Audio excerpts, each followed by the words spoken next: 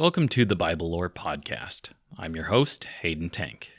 This show is an exploration of the cultures, literature, and history that gave us the Bible as we have it today, as well as the hidden mythology, references, and allusions in the biblical texts.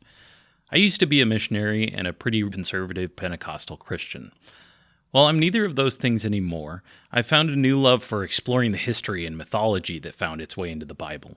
And this show is a way for me to spill all of that out into the world rather than ranting endlessly to my wife and friends. And hopefully I'll be able to tell a pretty good story in the process.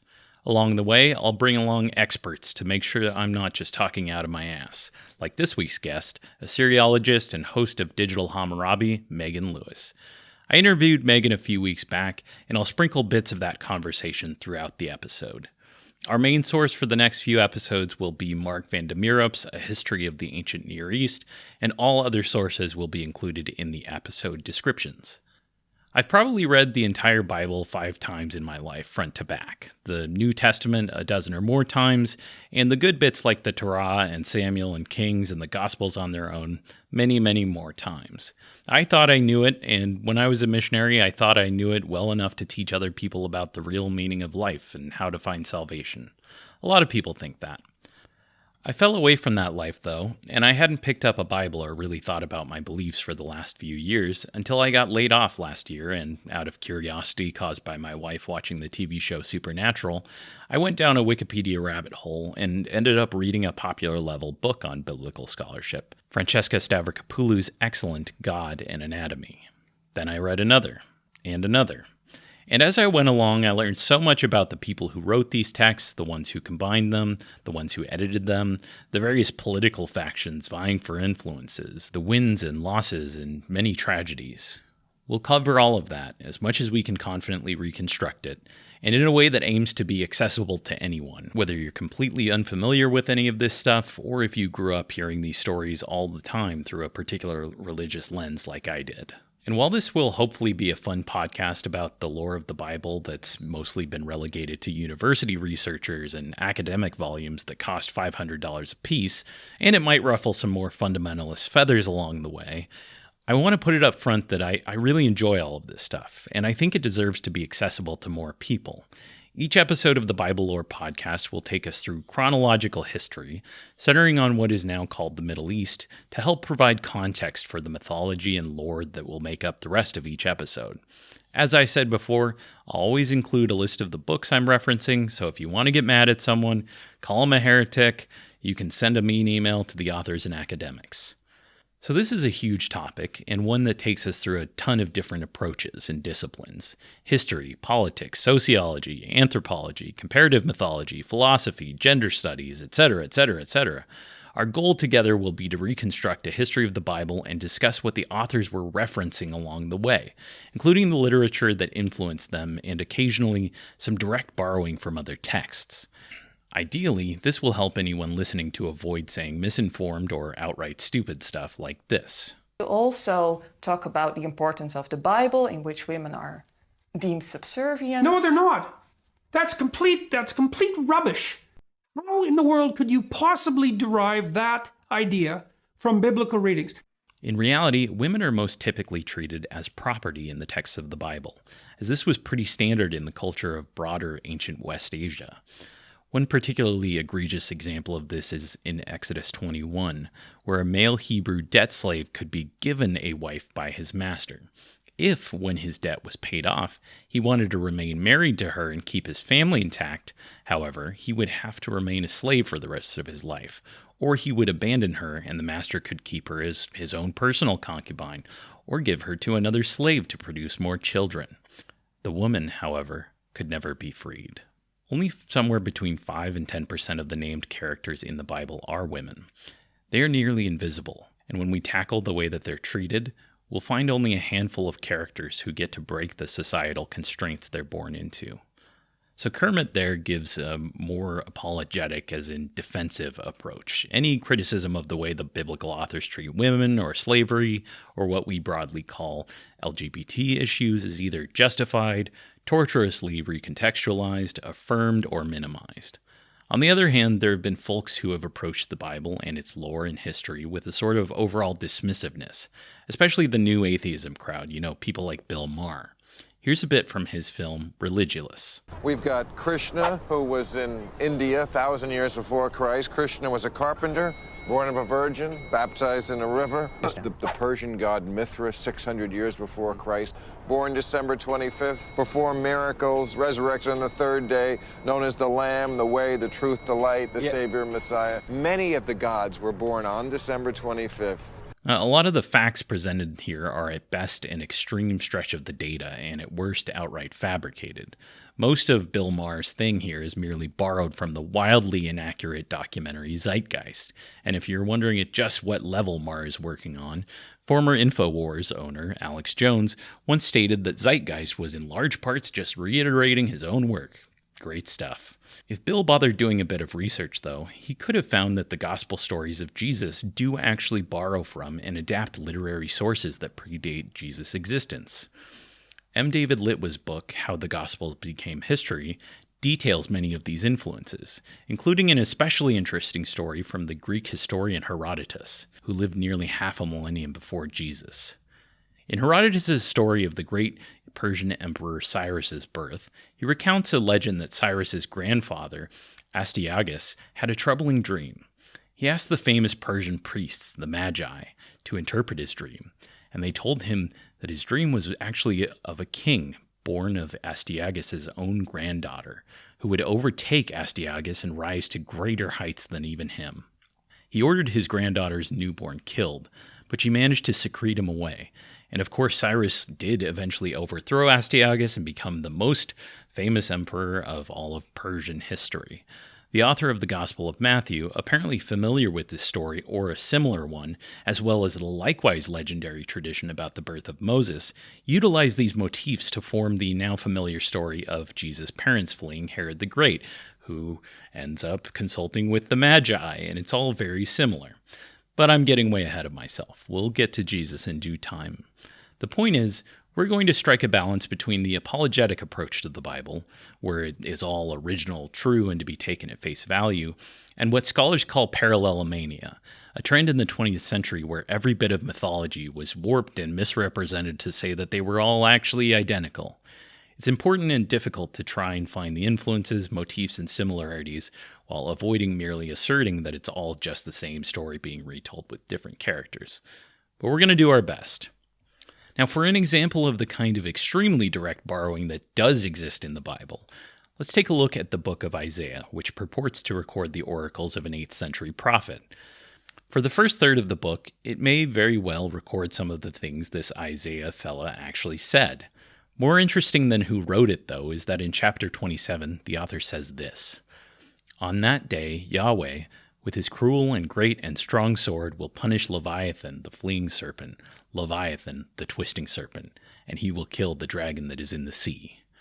In 1928, in a part of modern-day Syria, then under French colonial rule, a peasant tilling a field accidentally opened an ancient tomb, leading to the rediscovery of the city of Ugarit, destroyed 3,100 years ago, before the Israelite and Judahite monarchies or even the written Hebrew language existed.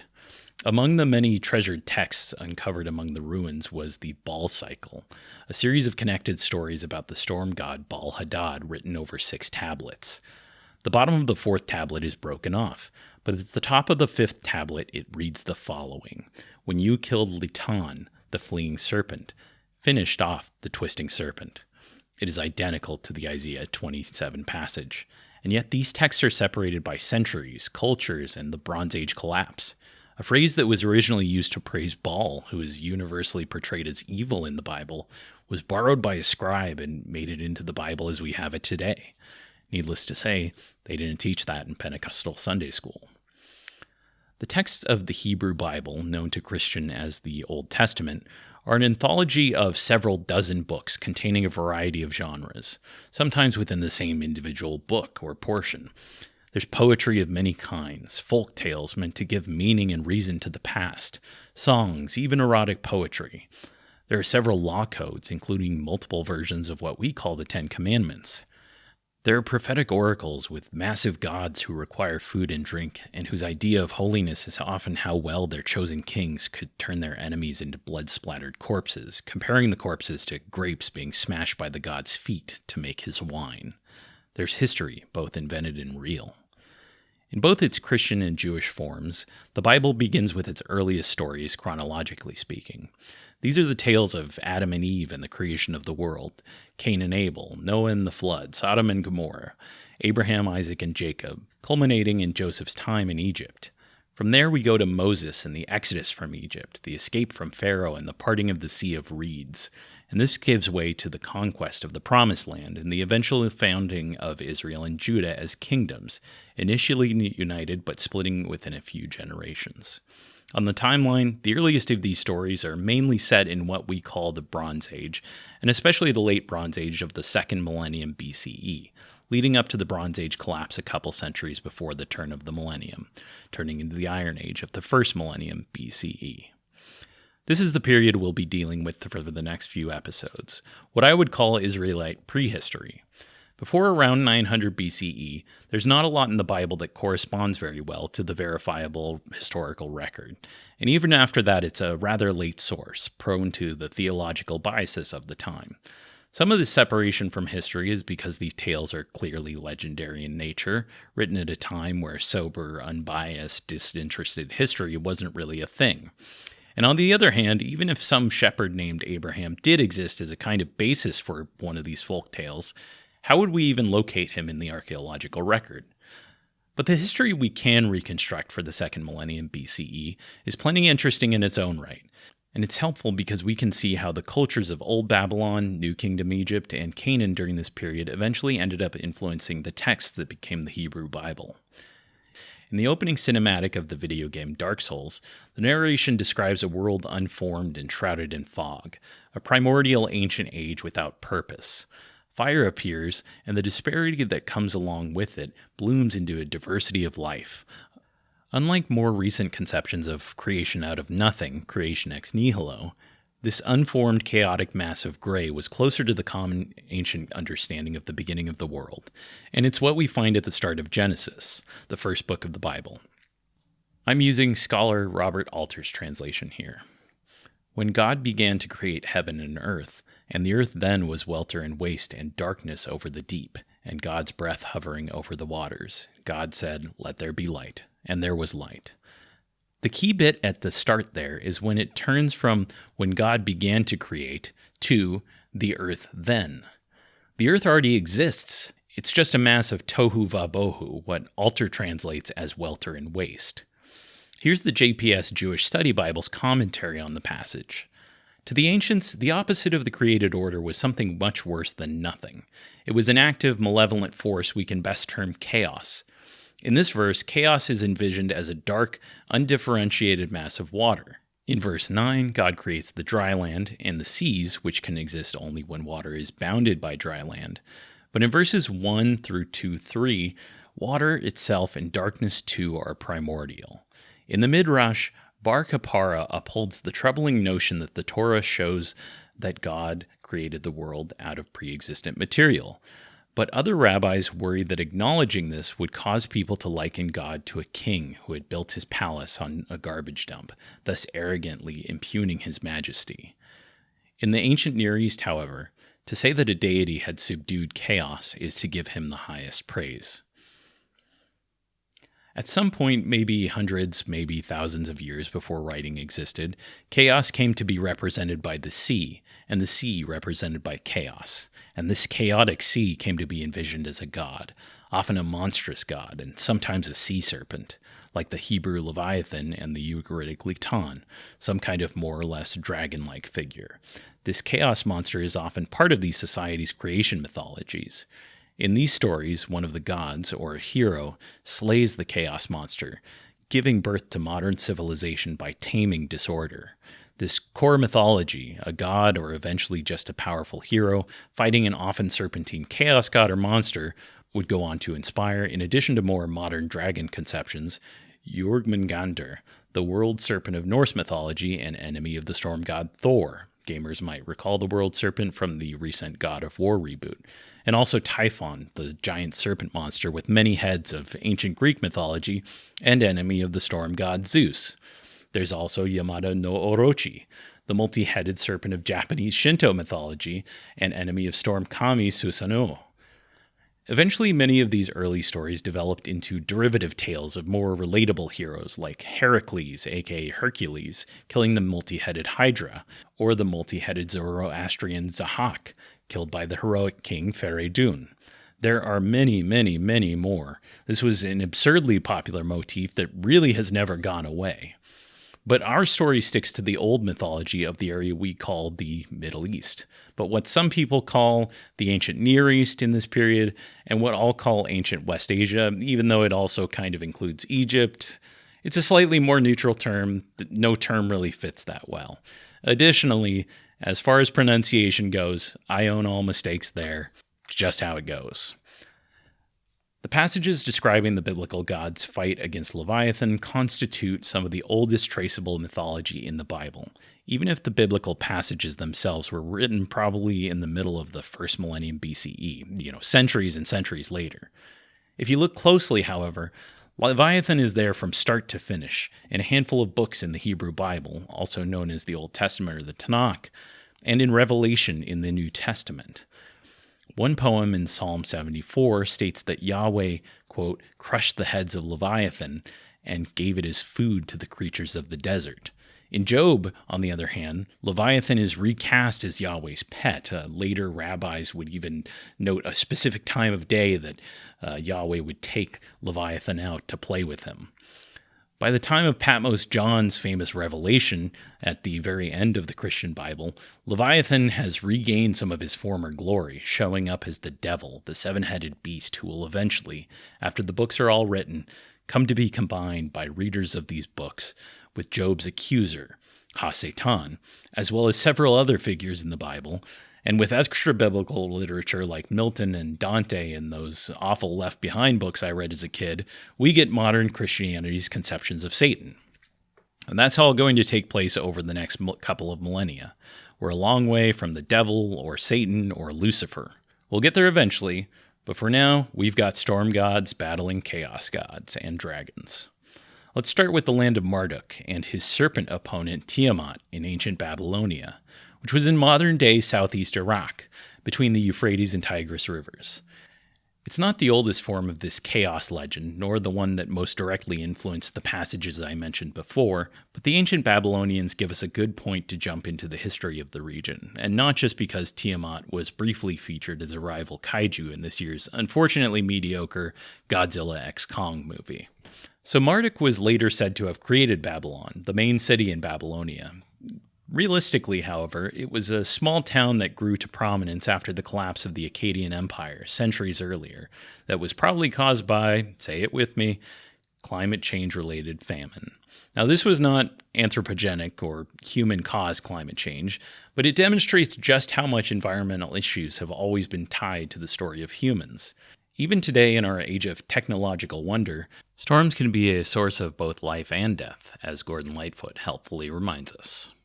Just kidding, you don't get to hear Gordon Lightfoot because you're listening on YouTube. Droughts still threaten the global food supply when storms don't come. Hurricanes and tornadoes and tropical storms and other weather events kill a combined tens of thousands of people each year. In the ancient world, the effect was far more pronounced. Scholars note how intuitive it is to associate these uncontrollable agents of life and death with some kind of agency, to give a persona to the very idea of the sun, the sea, and the storm. And from there, it's a pretty reasonable step to try and influence these personified natural agents, which leads to the formation of a class of specialists with a claim to being intermediaries between these unseen forces and their communities. These priests or shamans or other specialists play an important role in defining their community's rules and guidelines, ensuring a good relationship between the community and these deified forces. This quote-unquote primitive animism is probably at the basis of all belief in the supernatural, and it's nothing to be looked down on. It's just human. This is where we can start discussing cult. A quick note on terminology. again. When talking about what we might call organized religious institutions in ancient West Asia and in the ancient world in general, the term religion is one I'm going to avoid as much as possible, because it doesn't really apply to how people practiced and thought about their quote-unquote religion. What I'm saying is that they didn't usually have some structured set of creeds that typically make up what we categorize as religion today. Most of what we call religion is based on how similar something is to Christianity, especially Protestantism. And if that has problems as a category in modern times, which many scholars of religion think it does, then it's miles and miles away from how the ancients understood the supernatural and their relationship to it. They had beliefs in mythology, sure, but what we might wrongly call religion would be a lot more about the actual cultic practices and rituals and stories that bound communities and families together than about having the right belief as expressed in a set of statements or creeds. These things I believe was not how they understood it. The bulleted lists that make up the core of many of today's, especially Western religions that have been influenced by Protestantism's outwardly stated emphasis on belief would be alien to them. The term cult has unfortunately also gained a lot of baggage due to being used as a disparaging term for abusive and/or highly controlling or otherwise just disliked religious sects and institutions in the modern day. So I would ask that everyone kindly empty everything from their minds that they associate with the word cult. Here, we're going to use it to describe how these communities interacted with the supernatural. In fact, forget as much as possible about where you think the Bible came from, what it says, who wrote it, what they were like, all of that. None of that will help you here. We've got to start from scratch as much as possible. Bask in Gordon Lightfoot for a few more seconds while you forget everything you think you know. And once again, no Gordon Lightfoot for you. Got it? Great. Let's continue. Over thousands of years, oral traditions gave our previously mentioned natural forces, our storms and seas and rivers, names and a growing body of lore, and those distinctions gave these gods, if we can call them that at this point, character beyond their origins as what people might call animistic spirits. It's no longer just the storm god, it's Baal, and he's got his own stories and functions outside of just being viewed as the one who causes the storms. This is where we can compare various traditions about our storm gods. Now, it's never as easy as just saying that, for example, Zeus is the same as Marduk, is the same as Baal, is the same as Yahweh. Even if they share common ancestors and borrow each other's lore and mythology, which they do, over time they become unique and distinct characters with their own temperaments, their own attitudes and preferences that reflect the societies that patronize them. And even in those societies, these things can and do change over time. This includes the way they interact with emerging governing bodies, what we would call a state. The cultic practices in ancient Babylon were heavily tied to the empire's governmental bureaucracy. The line between government, family, and cultic institutions was pretty much non-existent. Kings called each other brother or father or son, depending on whether they were an equal or a superior or an inferior king, or if someone was your elder. And that king was typically one of the central cult figures, if not the central cult figure. Our later separation of cult from politics is not a helpful lens here, as this was fairly standard practice in everything from the Roman Empire to early Israelite and Judahite monarchies. Look at Psalm 2, where the king of Judah is described as Yahweh's son. I have set my king on Zion, my holy hill. I will tell of the decree of the Lord. He said to me, You are my son. Today I have begotten you. Now, this would later be repurposed by early Christians to be a prophecy about Jesus. But at the time it was written, there was nothing strange about seeing the king as in some way related to their patron god. And Israel and Judah apparently had some sort of, we'll call it, light deification of their rulers, just like the pharaohs and most other rulers that surrounded them. In some ways, that unification between what we might call church and state will follow us deep into late antiquity and the Middle Ages, with the Christian God being viewed as the source of authority of European kings. But once again, we're a long way from that. We're back in Babylon.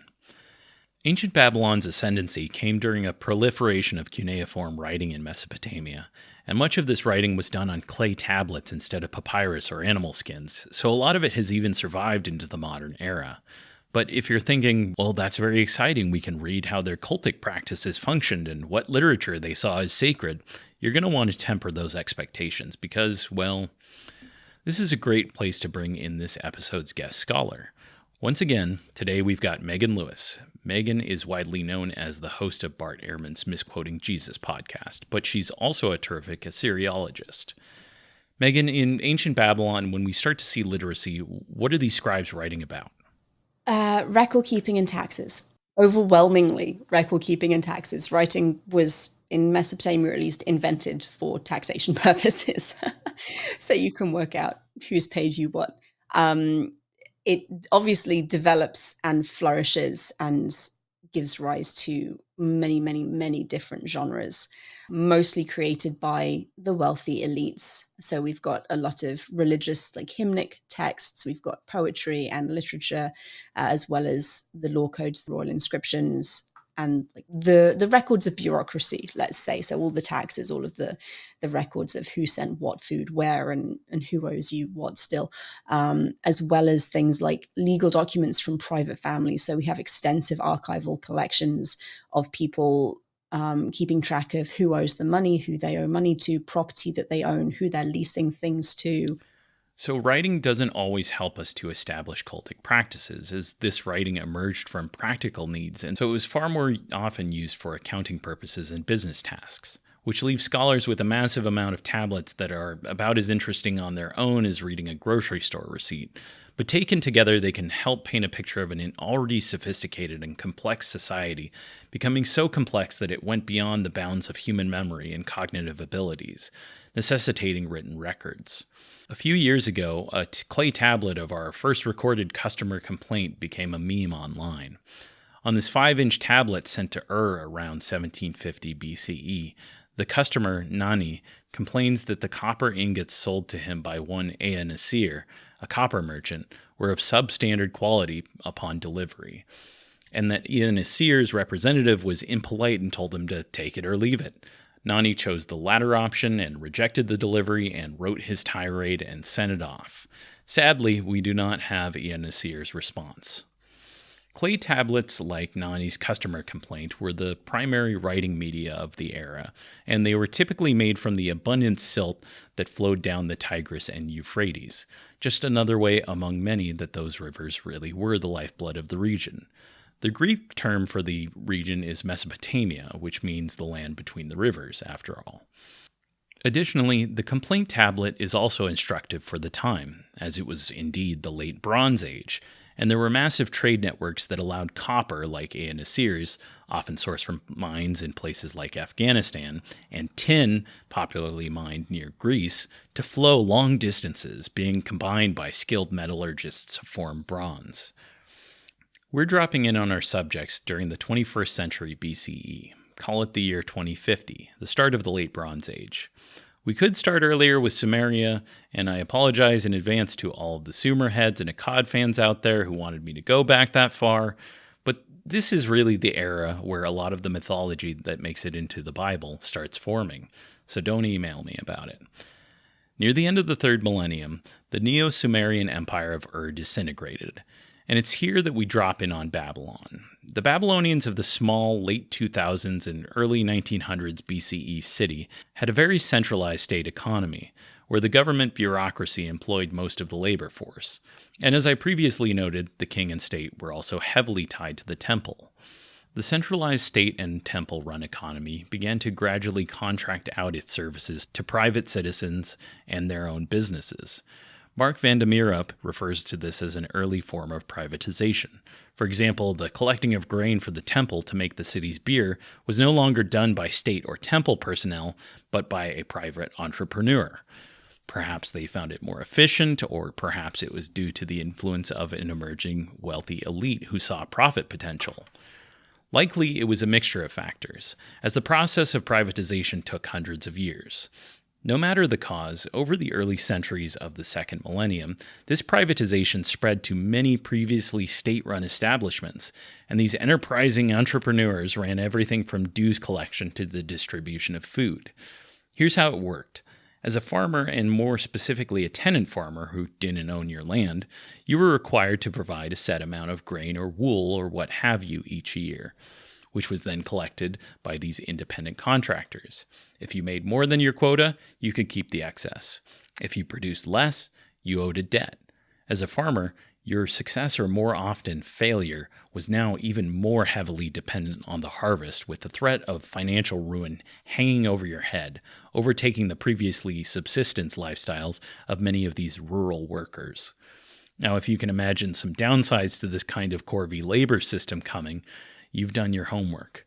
While the farmers and peasant laborers were forced to try and squeak out an existence in goods with a relatively short shelf life, their independent contractor overlords made their wealth in payments of silver, an important difference that would ensure a stability to their riches. And riches this elite class certainly made, at the expense of, well, the rest of the population. The laborers were being asked to provide massive returns that, even in the best years, were difficult to achieve, resulting in a ballooning amount of debt as quotas weren't met. Even in ancient times, this kind of widespread immiseration could spell disaster. To avoid revolts or a collapse, the authorities turned to that classic debt solver, credit. And not just any credit, payday shark-style loans with fixed interest rates of either 20 or 33%, depending on if your credit was in silver or grain, with repayment required within a few weeks. Workers of all kinds began selling off their homes, the wares inside of their house, or even their own children. The resulting massive economic disparity further immiserated the laboring class, resulting in a series of debt crises that required serious intervention from the Babylonian authorities. But instead of economic reforms, which, to be fair, they may not have even known how to implement, the Babylonian kings seem to have relied on a not terribly sustainable model of simply wiping the debt slate clean every once in a while with a complete debt jubilee. We see that reflected in the Bible in Deuteronomy 15, which states, "Every 7th year you shall grant a remission of debts, and this is the manner of the remission. Every creditor shall remit the claim that is held against a neighbor, not exacting it, because Yahweh's remission has been proclaimed." We have only fragmentary texts that have survived regarding the debt jubilee practices in the Babylonian kingdom, so we can't describe exactly how our next subject enacted one of those debt wipes, but we're fairly certain that he did, at least once, maybe multiple times. An early text, written by his own people, of course, describes him as establishing justice in the land, which was a common way to refer to the debt cancellation procedure, and is especially fitting for our protagonist, who seems to have had an obsession with justice, or at least portraying himself as being rather just. I am, of course, talking elusively about that most famous of Babylonian kings, the main man himself, Hammurabi, or Hammurabi. A lot of this stuff has multiple transliterations and reconstructed pronunciations, and I'm just going to go with the one that I'm used to, so it's Hammurabi. Now, Megan, who is Hammurabi? That's a good question. He was a king, obviously, of Mesopotamia. He is the most famous king of a particular dynasty that we know as the First Dynasty of Babylon. And they ruled southern Mesopotamia primarily for, I think, a few hundred years. I think it lasts from like 1894 through to 1595, when Hammurabi's like great grandson, Samsu-Ditana, finally dies. And by that point, the empire has shrunk quite significantly. It's really restricted to a very like core area of southern Mesopotamia. But Hammurabi is most famous because of his titulary stele, the Code of Hammurabi. Most people, if they know anything about Mesopotamia, know about the code. But he was also a really powerful ruler and a consummate statesman. Something that is not often talked about with Hammurabi is the fact that he really is responsible for quite an impressive expansion of the Old Babylonian kingdom, his empire. And he does that kind of at the expense of his allies. He ends up like double-crossing several different other kings and playing them off against each other. And it reads like a soap opera. If you sit down and read through what happens in this like maybe 10-year period of history, it reads like a soap opera. It's hilarious. And it's to that soap opera that we now turn. Babylon was just one city-state with its capital and surrounding towns and farmlands, among many others in the region.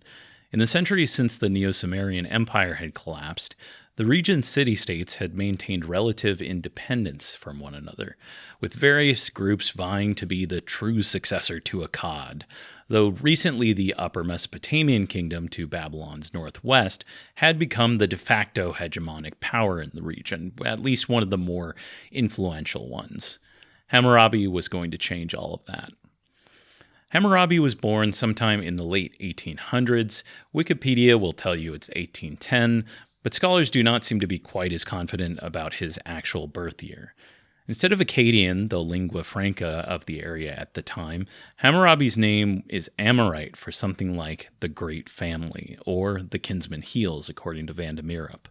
As Amorites, his family was probably not native to Babylon. The Amorites were a semi-nomadic people with their own language and gods, and as will happen a few times in our story, when events like the collapse of the Empire happened, sometimes enterprising nomadic groups would swoop in to seize power in the cities.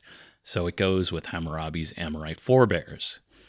Hammurabi grew up watching his father, Sin-Muballit, make modest but important gains to the Babylonian city-states' borders, particularly to the south, where city-states did not have the backing of the Upper Mesopotamian kingdom or Babylon's northern neighbors, Eshnunna. The expansion Sin-Muballit made could even be seen as a form of protectionism against the growing forces in the south, because somewhere around the time Hammurabi was born, in 1810, his father joined a small coalition to stop the northward expansions of Rim-Sin's army from the southern kingdom of Larsa near the Persian Gulf. While Babylon was able to ward off the attacks and hold on to their relative independence, Rim-Sin would remain a threat even into his elder years, long after Hammurabi had ascended to the throne. So Hammurabi grew up as the presumptive heir to his father's throne, one that was surrounded by more powerful city-states on all sides, even if their power was not necessarily the most stable or guaranteed. It was a time of forming empires. As the leaders of the Israelite and Judahite kingdoms of the Bible will eventually learn, it's a delicate game being a small kingdom in the middle of much larger powers. And playing that game successfully takes a shrewd and intelligent leader who knows when to attack, when to sit back, and when to use diplomacy. Mere survival is often at stake. Sin-Mubalit's health started failing around 1792, and so he stepped down and handed the reins over to Hammurabi, who was probably in his teens or early 20s. Hammurabi seems to have put most of his early efforts into domestic concerns, starting with the debt jubilee that I mentioned earlier. Of course, with warring kingdoms to his north, conflict was probably never out of his mind. But when Eshnunna, a city-state to the northeast of Babylon, sent dispatches asking for Hammurabi's support, the Upper Mesopotamian kingdom, Eshnunna's rivals to their west, noted with glee that Hammurabi had turned them down repeatedly. But despite Hammurabi not assisting his enemies, the king of Upper Mesopotamia, Shamshi-Adad, was in a tight spot. Shamshi-Adad had grown the kingdom of Upper Mesopotamia into a regional power to be reckoned with. He used his two mediocre sons, Yasma-Adu and Ishme-Dagon, as his effective vassal kings. Archaeologists have recovered letters from the time showing Shamshi-Adad and the older of the two brothers, Ishme-Dagon, often berating the younger brother, Yasma-Adu. Not exactly the kind of cohesion the successful dynasties are made of, especially ones with ambitions of regional conquest like Shamshi-Adad obviously had. Perhaps sensing the disarray, some towns on the border between Upper Mesopotamia and Eshnunna switched sides and lent their support to Eshnunna. And that gives me a good place to talk about the functions and infrastructure that will color this entire history, well beyond even the Roman Empire. Kingdoms are, to use a phrase that's been bludgeoned nearly to death, social constructs. What I mean is, just because a king laid claim to an area or a town doesn't mean he had the resources to actually extract much from it, and loyalty from the local government and people could similarly be tenuous at best. Sometimes he did have the armies and the ability to use them, and that kept the resources flowing, but often it was less clear. And while I'll happily use the term state, the terms nation or maybe even country are best avoided, as they call to mind specific versions of the state that have only really existed for the last few centuries. Subjects in these older kingdoms could fall behind on giving the king his share, and it was always a calculation on a king's part at what point he would act. Letters could be written, messengers sent, threats made, and fear was an important tool of control. But the actual infrastructure to make laws and decrees and then tightly enforce them was way beyond what most rulers, even with the well-funded systems of something like the height of the Roman Empire, were able to act on. And that's Rome. So when towns on the border decided to tell Shamshi-Adad of the much less established kingdom of Upper Mesopotamia to go to hell, they dared him to prove he had the horses to do something about it. And frankly, much of the time, he did not. But the illusion and projection of power is critical in keeping these social structures together, and Shamshi-Adad had the skills to expand his kingdom and mostly hold on to it, with some fraying on the edges. He failed, however, to establish the kind of bureaucracy and train up the kinds of heirs that can at least somewhat self-sustain after a central figure's death. And when he eventually did die in 1776, the kingdom of Upper Mesopotamia splintered, returning to being mostly independent city-states as they had been before his reign, with his sons ruling over a couple of those. The kingdom of Upper Mesopotamia is somewhat of a historical footnote, but I mention it for a couple of reasons. First, because it shows how these kinds of territorial expansions are not necessarily safe bets. They can easily backfire, as will happen to both Israel and Judah at different times. Israel and Judah formed their identity and autonomy as kingdoms in the wake of the Bronze Age collapse at the end of the second millennium BCE, much like the kingdom of Upper Mesopotamia and Old Babylon both did in the aftermath of the intermediary Bronze Age period. And one can imagine Hammurabi seeing Upper Mesopotamia's collapse from afar and learning from their mistakes. The second thing that it did was it created a void, and the other powers sought to take advantage of that vacuum. Over the decades that followed, Rim-Sin, Hammurabi's father's old nemesis in Larsa, consolidated power in the south, conquering his neighbors. But he wasn't getting any younger. Elam to the east, on the western reaches of modern-day Iran, filled the void left by Upper Mesopotamia's dissolution for a while, and Hammurabi spent his time patiently waiting and avoiding getting involved in most, though not all, of the campaigns between the various warring factions surrounding Babylon, preferring diplomatic ties and occasional smaller-scale military incursions instead, with Eshnunna and Mari as his allies, even Elam at times. But around a decade in, Hammurabi made his move. Marc van der Mieroop describes it this way, and I'm going to quote at length here from his book. When he decided to act on a wide scale, his military activity was short but devastating, and he used his considerable diplomatic skills. At first using troops from states such as Mari, he turned against those who earlier helped him once he was strong enough. The diplomatic correspondence from Mari shows how he first used diplomacy, then military action to reach his goals. In just 5 years, from 1766 to 1761, Hammurabi established his full dominance over southern Mesopotamia, after the death of Shamshi-Adad and when Rim-Sin was an old man. He defeated Elam, Larsa, Eshnunna, and Mari in quick succession, and incorporated Larsa and the Middle Euphrates area up to Mari into the Babylonian state. Eshnunna he left without a leader, while he blocked Elam's ability to exercise any influence over Mesopotamia. The only area of concern remained northern Mesopotamia, where Hammurabi campaigned twice in later years without fully controlling the region. There is no doubt, however, that he was the strongest king in Mesopotamia. After these events, he could proclaim himself the king who made the 4 quarters of the earth obedient. Mari's destruction and abandonment under Hammurabi's betrayal meant that their archives were buried in the sand, and through what we now call the Mari letters, we're able to reconstruct so much of this history in far greater detail than we will, say, the history of the kingdoms of Israel and Judah, where contemporary written accounts referencing even their existence amount to very, very little. So let us observe a moment of silence for the people of Mari. Without your unwilling sacrifice and trauma, we wouldn't be able to enjoy all of this history. Now, I'm sure your head is probably spinning from how many rapid shifts there were in regional power in such a short time. This is what makes Hammurabi so instructive as a king, because he exhibits many of the classical qualities of what you might call an effective national ruler.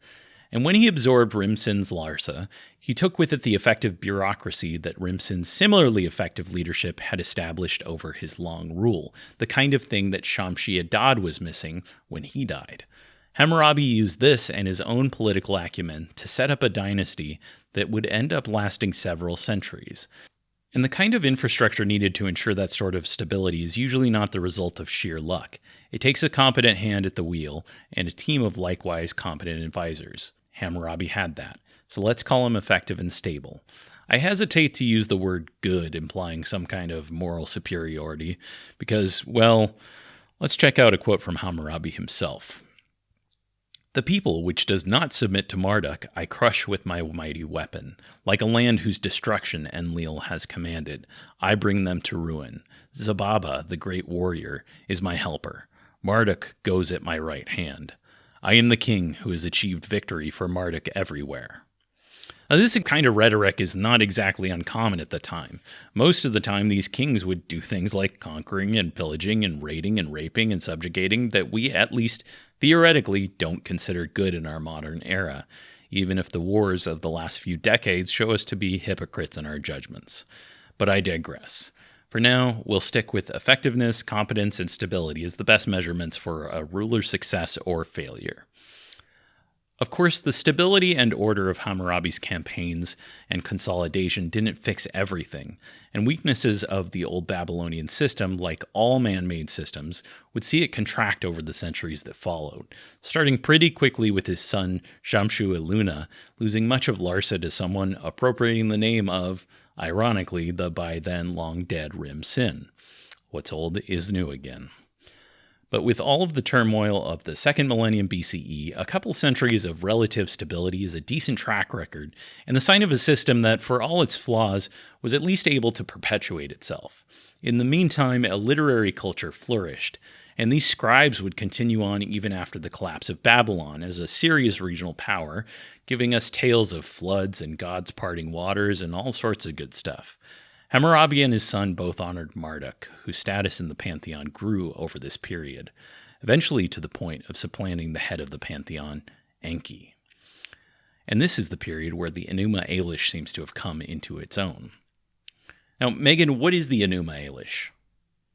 So the Enuma Elish is a creation myth, really, that details how the gods created the world. And the creation of the world actually is right at the very end, and it's 12 tablets long. It's one of the longer Mesopotamian mythological texts that we have.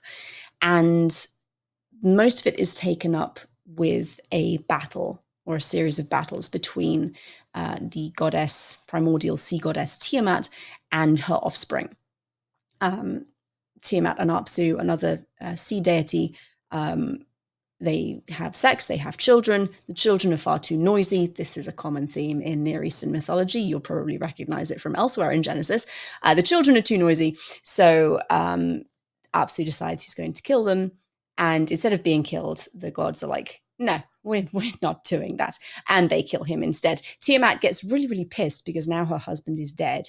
And it kind of triggers this war almost between her offspring, what we know as the Mesopotamian gods, and the monsters that she kind of raises up in revenge. Now, I'm actually going to cut into Megan's answer here to list the actual names of the monsters that Tiamat creates to attack the gods. We've got the Hydra, the dragon, the hairy hero, the great demon, the savage dog, the scorpion man, the fish man, and the mighty bull. Tag yourself. I've got the hairy hero in my sights. Now back to the story. And ultimately, the god Marduk is successful. He kills Tiamat and then goes on to use her body to create the world. Her skin is spread out as a roof, a dome over the heavens, and her, I think the Tigris and the Euphrates flow from her body. And then he establishes, or his kind of temple is established at Babylon as the foundation peg of the whole entire world. So this temple is being envisioned as the vertical axis through which everything else is connected. And it is very often understood to be a reflection of Marduk's kind of newfound supremacy in the Babylonian pantheon. Before this text, he's very much a minor figure. During the Old Babylonian period, he's a very minor figure. And kind of as time goes on, what you see in the historical record is that he's talked about more. His name is being used more as what's called the theophoric element in people's names. Mesopotamian names are usually whole sentences, and quite often there is the name of a god in there. So something like Marduk gave a son would be a perfectly reasonable name. You can interchange Marduk for any divine name that you feel like honoring. So you see Marduk cropping up more and more and more. And it's difficult to know exactly when it was written, because we don't have a whole lot of evidence for the timing. Probably not, most people think, during the Old Babylonian period when Babylon kind of rises to the fore, which is what was theorized for a long time. And it makes sense, right? Marduk is the city god of Babylon. As Babylon becomes more politically powerful, of course, you need some kind of mythological backstory for why this backwater city is now being so influential. So if the city god has been raised to prominence by the other gods, then of course it's going to be reflected in the mortal realm. That's probably not what happened, unfortunately, because there's a very neat explanation. I really liked it. But by the kind of late Babylonian period, the Neo-Babylonian, when you've got people like Nabopolassar and Nebuchadnezzar, by that point, Marduk is definitely undisputed king of the gods. He's being described as the Enlil of the gods, and Enlil in earlier times is one of the most supreme deities. So Marduk has kind of been raised up and usurped Enlil's political position there. So sometime before then, we have the creation of the Enuma Elish. Exactly when, no one is terribly sure, but probably during sometime during the late Bronze Age. Now, with that in mind, let's go back to Genesis 1 again. Genesis 1 is the youngest creation account in the Bible, as in the most recently written one, probably serving as a corrective to the somewhat similar creation tale in Genesis 2 and 3, where the Adam and Eve story is told. Apparently the author was not satisfied with it. Now, both of them ended up being collected and conflated into the version of Genesis as we have it, but it most likely wasn't originally so. And I'm using Robert Alter's translation again here. It starts out like this: when God began to create heaven and earth, and the earth then was welter and waste, and darkness over the deep, and God's breath hovering over the waters. God said, "Let there be light," and there was light. So with the context of the Enuma Elish in mind, again, it's very interesting to note that just like in the beginning of Genesis, in the Enuma Elish, before the act of creation, the earth already exists, as does the deep. Scholar Pete Enns lays out a series of parallels between Genesis 1 and the Enuma Elish.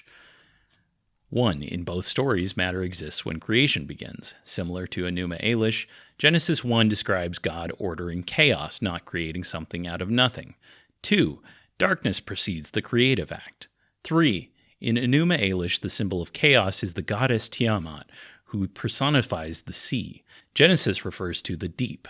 The Hebrew word for deep is Tehom, which is linguistically related to Tiamat. In both stories, light exists before the creation of the sun, moon, and stars. In both stories, there is a division of the waters above and below, with the barrier holding back the upper waters. And finally, the sequence of creation is similar, including the division of waters, dry land, luminaries, and humanity, all followed by the rest. Now, there's something to add to the confusion. A lot of Genesis 1 seems to be fairly directly based off of Psalm 104, perhaps even more so than it's based on Enuma Elish's creation account. There are notable links between the three texts, and none of them are perfectly understood, except the order they were written in was almost certainly Enuma Elish first, Psalm 104 second, and Genesis 1 last. Beyond that, it's pretty unclear. John Day's now classic book, God's Conflict with the Dragon in the Sea, actually argues against a genetic link between Genesis 1 and the Enuma Elish. I don't fully agree with his perspective and tend to side with Enns and David Carr and others in seeing a link between the texts, but I thought it would be worth mentioning. Genesis is a sophisticated work of literature.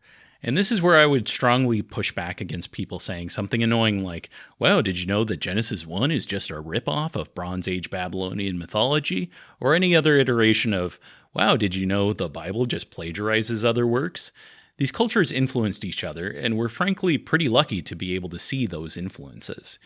Calling it a ripoff disregards the author's own innovations, and it also disregards the fact that the mythology that these people claim the Bible ripped off or plagiarized is likely itself based on older mythology. What this kind of plagiarism rhetoric usually reveals is that the person saying it just wants to use scholarship as some sort of club to beat their enemies with. I don't think that's an accurate perspective. I don't think it's an interesting take. And people who say shit like that are mostly just irritating. Now, I'm not saying any of the Bible is literally true.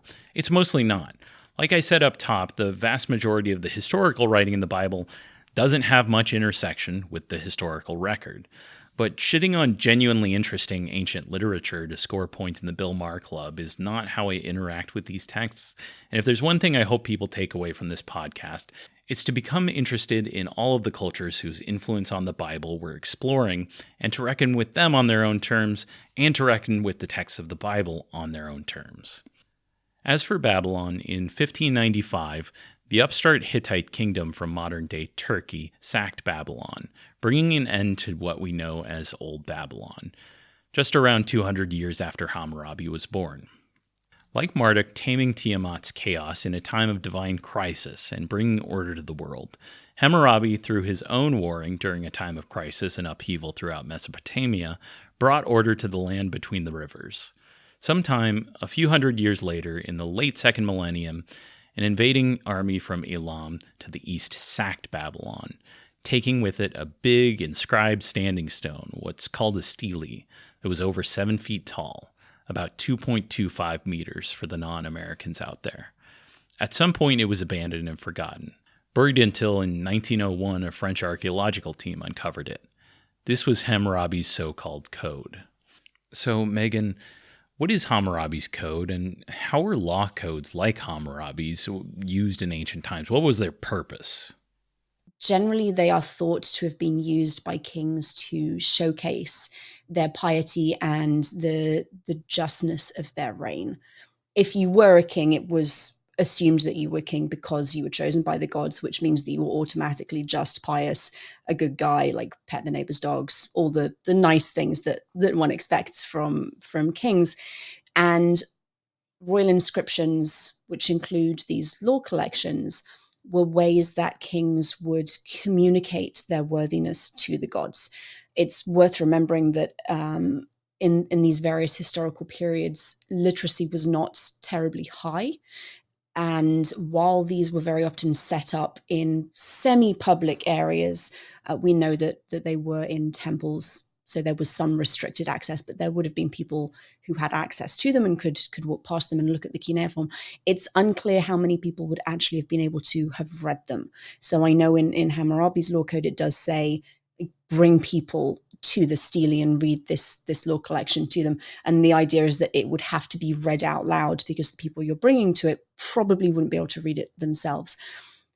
All that is to say that these were not created just for mortal eyes. These were made for the gods to look at, to kind of really digest the impressiveness of the kings, and for the kings to kind of persuade the gods that, yes, I am doing a good job and I'm worthy of your favor, and please let me stay alive and win all my battles and let my heirs continue ruling this empire that I've built up. So Hammurabi's law code specifically was probably composed towards the end of his reign, likely, as I said, to show to the gods his own piousness. And they're famous because of their very strong similarities to certain sections of the Hebrew Bible. You see examples of what's known as lex talionis. It's this eye for an eye judgment. You hurt someone, they get to hurt you in an equal manner. And exactly what they were used for beyond being kind of divine propaganda is a matter of debate among academics. No one's really agreeing on how they were used or how they functioned in everyday life. They probably weren't normative legislation. That means they probably weren't being used to set legal standards across the kingdom. They're most likely records of law cases that were either decided by Hammurabi or were carried out during his reign. That doesn't necessarily mean that they were then used later on as like a record of how specific law cases should be judged. But you do see copies of Hammurabi's laws and other laws being kind of promulgated through scribal education. So even though these things were not, probably not widely known among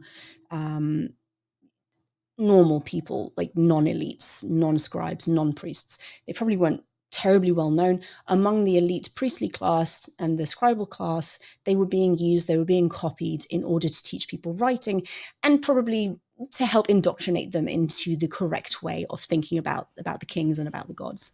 Now, in the stele, Hammurabi is shown receiving the law from Shamash, the sun god and god of justice. He also named his son after Shamash, and in the text he attributed his kingship, his successes in military battle, and his insight to several gods. But Marduk specifically he cited as the one who made him shepherd of justice over his people. Now, when we talk about this law code, and most of the ones following it, we shouldn't think of these as normative legal texts that get used in court cases. The term law code is pretty misleading and arguably a misnomer, as Megan mentioned. Most people at the time couldn't even read, and if you ended up in court, the judge you'd face would usually be one or several elders from your town who would simply make the call based on tradition, standard practices, personal prejudice, and their own judgment. We can learn something of what those traditions may have entailed at times, but we should avoid considering them legal texts in the way we think of them today. There's no evidence in the recounting of these judgments where a legal code is ever consulted, unlike in, say, Greece eventually. They will start to use law codes in that way. Not so in Mesopotamia. There weren't lawyers studying Hammurabi's code in school to then go on and practice law based on these texts. They were primarily used as prestige works to show off just how civilized and urbane the elites considered themselves, both to their people and to their gods. A point of pride for the society. See, we have a law code. We're a real, sophisticated kingdom. Scholar Dan McClellan compares it to the way we put the Ten Commandments outside of courthouses today. It's symbolic.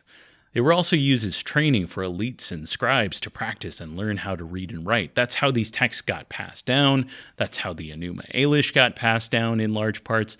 They were helpful practice for people who were learning how to write and read. When Jewish authorities eventually tried to enforce the law codes in the Bible, it was a huge mess that required them to overrule certain conflicting laws. The Christian sect that won out in the sectarian battles mostly did away with the law codes, which is a much simpler solution, but they would themselves encounter some of the same issues in secular law codes when Christian emperors like Theodosius and Justinian tried to compile the legal codes of the Roman Empire. That's all in the future for us. For now, we've got Hammurabi's code and its function as a prestige text. But the relation to the Bible goes beyond just the way these prestige texts functioned, or rather, didn't function, and it goes beyond general ideas of talionic justice, eye for an eye, tooth for a tooth. The Bible actually borrows pretty directly from the Code of Hammurabi in parts. When it was rediscovered in the 1700s CE, scholars quickly noted some fairly direct parallels with the covenant code found in Exodus. Here's Hammurabi. If a man's ox is a gorer, and the authorities have made known that it is a gorer, but he, the owner, does not cut off its horns or subdue his ox, and that ox gores and kills a free man, he, the owner, will give half a pound of silver. Here's Exodus 21. When an ox gores a man or a woman to death, the ox shall be stoned, and its flesh shall not be eaten, but the owner of the ox shall not be liable. If the ox has been accustomed to gore in the past, and its owner has been warned but did not restrain it, and it kills a man or a woman, the ox shall be stoned, and its owner shall be put to death as well. A couple of verses later, if someone's ox hurts the ox of another so that it dies, then they shall sell the live ox and divide the price of it, and the dead animal they shall also divide. But if it was known the ox was accustomed to gore in the past, and its owner did not restrain it, the owner shall restore ox for ox, but keep the dead animal. In fact, a fair bit of Exodus 21 resembles the similar portion of Hammurabi's code in the order it arranges its subjects. David Wright's Inventing God's Law is actually a really detailed but super interesting book on the subject. And we'll get more into this in a few episodes when we start talking about slave codes, because that's actually in a similar spot in Exodus and in Hammurabi's code. Hammurabi as a person is a fascinating character. He's influential, yes, but it's important to remember what this old German philosopher named Carr said a century and a bit ago. Men make their own history, but they do not make it as they please. They do not make it under self-selected circumstances, but under circumstances existing already, given and transmitted from the past. And we see that with Hammurabi. His law code itself was based on previous law codes. Even some of the laws that end up in the Bible predate him. On that ox goring law, for example, here's one from 19th century Eshnuna, decades before Hammurabi was born.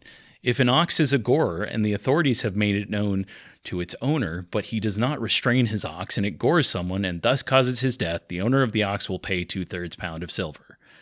So Hammurabi's code builds on this and expands it, just like the writers of Exodus would do 1,000 years later. It borrows from it, adapts it, stands on its shoulders.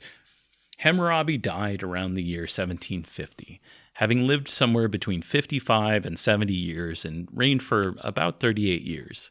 His legacy is complex. On the political front, the Babylonian that outlasted Hammurabi by centuries was predicated, ironically, on the work of one of his chief rivals, Rim-Sin, whose Larson bureaucracy he absorbed and repurposed. He was a shrewd politician and an effective leader, yes, but he also did so by availing himself of and repurposing the tools around him that predated him by centuries sometimes. And yet, while I'm a pretty big hater of the great man theory of history, the idea that it's heroic men who drive history rather than social forces, the results of his shrewdness do speak for themselves.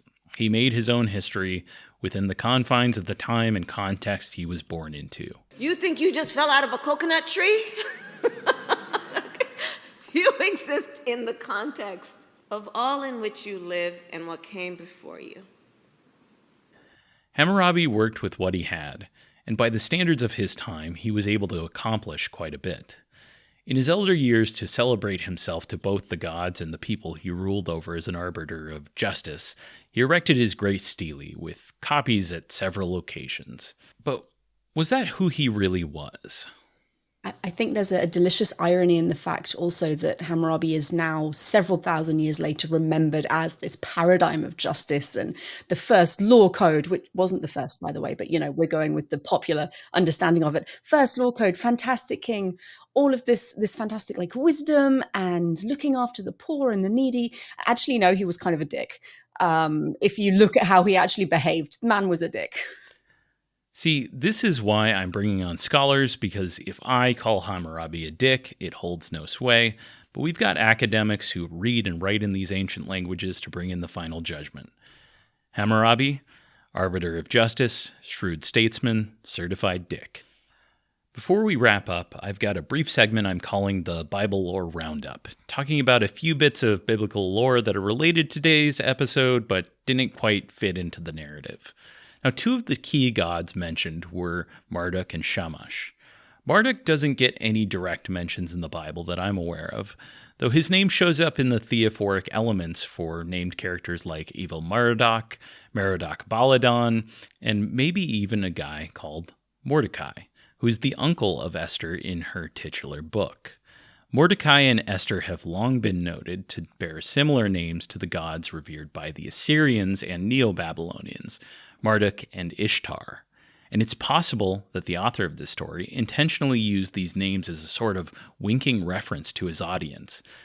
Esther seems to have primarily been written as a sort of satire, and its purpose may have originally been to help co-opt a sort of Babylonian carnival-style holiday that the Judahites picked up during their eventual exile and continued celebrating as Purim after some of them had returned to Jerusalem. Once we get to the Persian period, we'll do a full episode on Esther.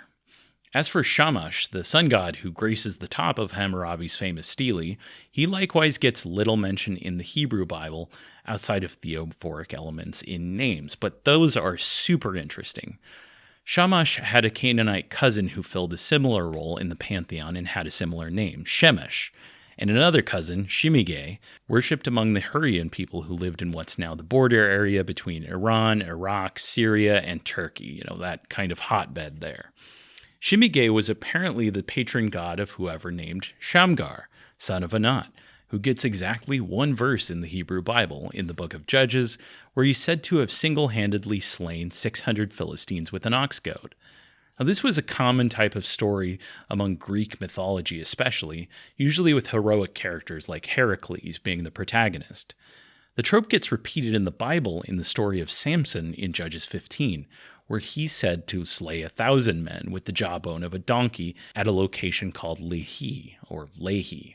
Samson's name, too, is honoring the Canaanite sun god Shemesh. His name is Shimeshon, meaning something like son of potency, as in the sun, not as a son.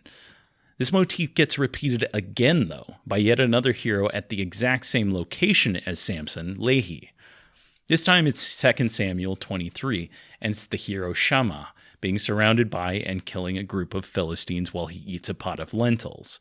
Shammah's name is similar to Samson and Shimige, which makes me suspect another sun god theophoric element, but for the life of me, none of the sources I've checked seem to care much about tracing his name, which is a damn shame. If you or anyone you know knows of a scholar who's put some damn respect on Shammah's name, let me know, because when his version of the story gets retold in 1 Chronicles 11, he gets renamed to Eleazar and his wonderful lentils gets changed to barley. The man can't catch a break. These stories are critical for understanding how ancient authors worked. They probably had their own versions of these folk tales that they told around campfires, with a few of the details getting shifted and developed over time and geography, while many of the key elements remain somewhat stable and traceable. A sun god, a guy surrounded by his enemies, and sometimes a pot of barley.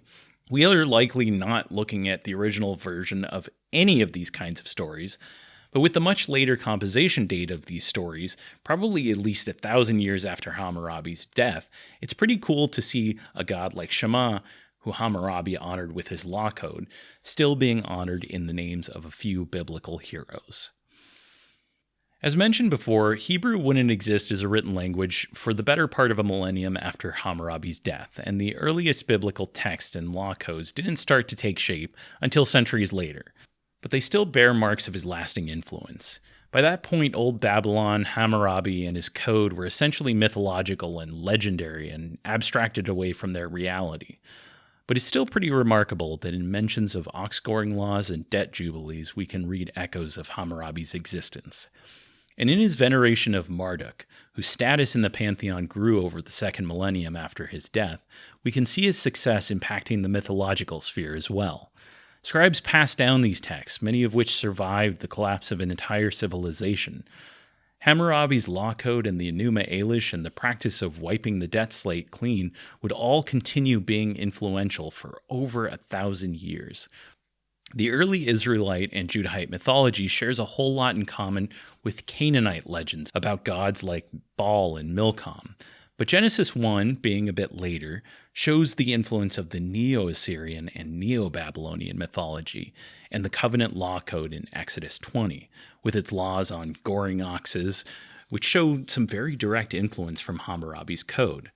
When we get to that point in our story, when these Hebrew scribes significantly revise and reconfigure the story in Genesis 1, stripping it of much of its violence and conflict, we'll have completely different warring dynasties in Babylon, Egypt, Assur, and Persia to the east. But we've got a lot of ground to cover before we get there. While Hammurabi's successors in their Babylonian Empire were chugging along in the 1600s, Canaanites from around the area of modern-day Israel and Palestine who were looking for greener pastures settled in the Nile Delta, eventually seizing control of much of northern Egypt from the local population. Their expulsion 100 years later by native Egyptians who rallied from the south marked the beginning of a new dynasty and a new golden age in Egypt, a period of regional dominance and prosperity undone only by the infamous Bronze Age collapse. Echoes of this golden age and one heretic Egyptian king would, against all odds, find their way into Psalm 104, the same psalm that formed the basis of Genesis 1. It is to the notorious pharaoh Akhenaten's story, mythology, and lore that we turn to next time on the Bible Lore Podcast. Thanks again to Megan Lewis. Megan, where can folks find out more about you? That's a good question. So we have a website, which is digitalhammurabi.com, which is awful. And I am actually next week going to have a call with someone to make it less awful, because I set it up like 5 or 6 years ago now, and it needs redoing. Let's be honest, I'm not a web designer. I tried, but it needs help. But if you go there, you can sign up for our newsletter, which is how I send out all updates. And it's like 1 email a month. And that gets all of the information about interviews and when we're running courses and how to sign up for courses and all of that stuff. And then once the website is redesigned, that will also be included in an email so that you can go and check it out there. I'm also on Instagram, which is, I think, at Digital Hammurabi. We have a Facebook page. I was on Twitter, but then that went south, so I left. I'll put all of her links in the description of this episode, and you'll be able to listen to our full interview on the Patreon. The Bible Lore Podcast is created, edited, and written by me, Hayden Tank. The artwork is by the wonderful Amanda Tank. You can find all of her work at amandatank.com. Special thanks to all of the friends and family who provided feedback and helped me revise this first episode. You have all been instrumental in taming the chaos. See you next time.